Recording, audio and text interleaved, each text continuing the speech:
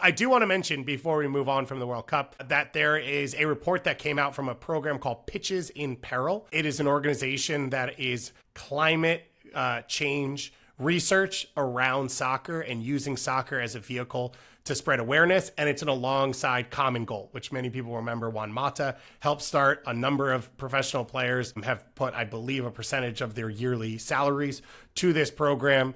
And it's a program to try and do some social good using the sport.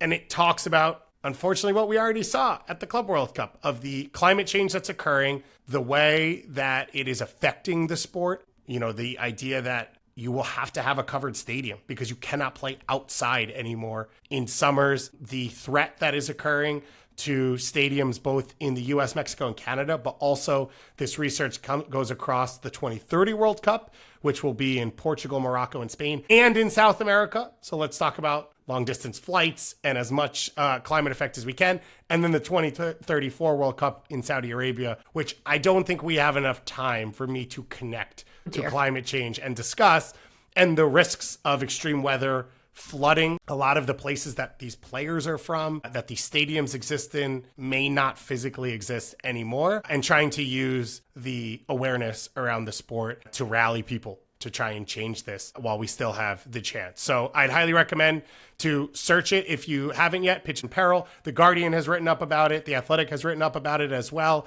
Makes it a little bit more digestible, but don't forget that all of this is happening in the context of the world that we live in. Yep. And it all matters. Great shout, Gus.